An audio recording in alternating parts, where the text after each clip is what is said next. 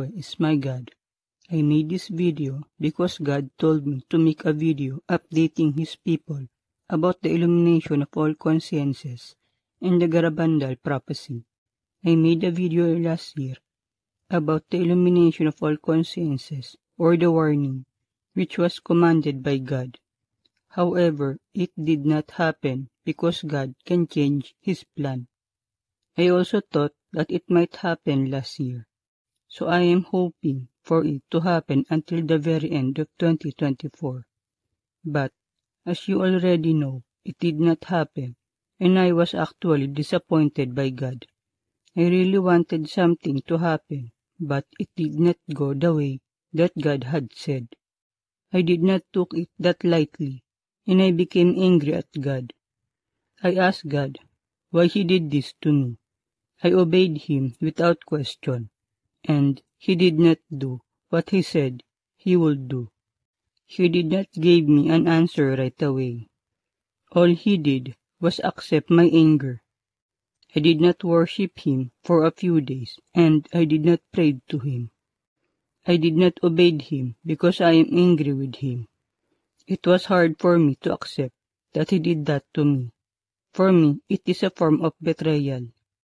I felt like I am being played by God, and I did not like that. It took me a while before I went back to worshiping Him again. Ever since I accepted Jesus as my Lord and Savior, I did not miss a single day of worshiping Him. So a day without worshiping God just wasn't really right with my spirit. When I was still in the world, I'll spend my entire day without prayer.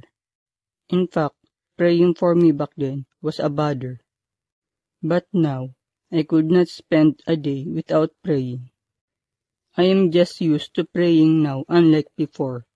My daily habit changed a lot in these past 5 years. Meeting God really brought a change in me, and I entrusted God my entire future. So what He did to me really upset me. After a few weeks, God gave me an answer to my question.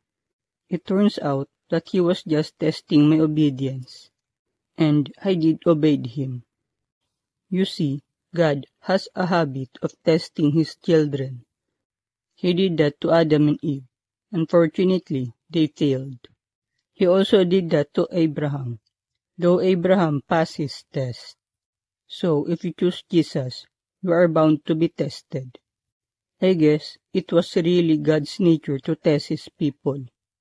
If we value our salvation, we have to obey God no matter how much embarrassing it was. Because in the kingdom of God, it was all about obedience to God's will.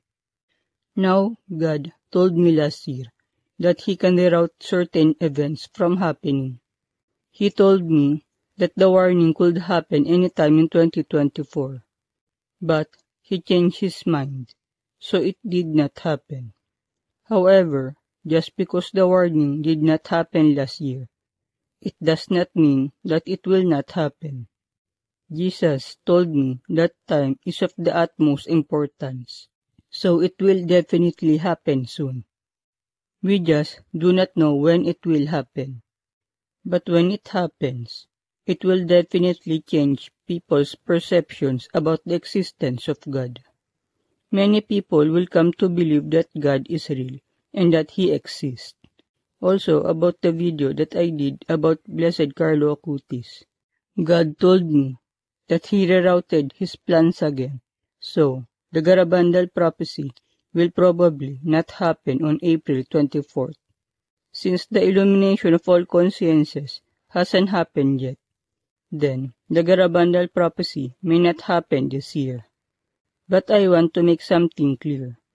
God gave me a dream about the soon-to-be Saint Carlo Acutis, and in that dream I saw that conversions will happen because of him. It was already been foretold that many young people will convert because of him. But based on the dream that I had, it did not specifically say that only young people will be converted. The dream said that many people will be converted, and it means that it can mean that many people of all ages will be converted. God told me that the young martyred saint of the Eucharist that was prophesied in the Garabandal prophecy was Saint Carlo Acutis. So I believe that something will happen on the feast day of Saint Carlo Acutis. I don't think that God will change much of his plans. So aside from the date, which is supposed to be April 24th, I don't think that God will change the day, time, and duration of the miracle. God confirmed to me that the miracle of the Garabandal prophecy will still be on a Thursday at 8:30 p.m. and it will last for 15 minutes. That is all he confirmed to me.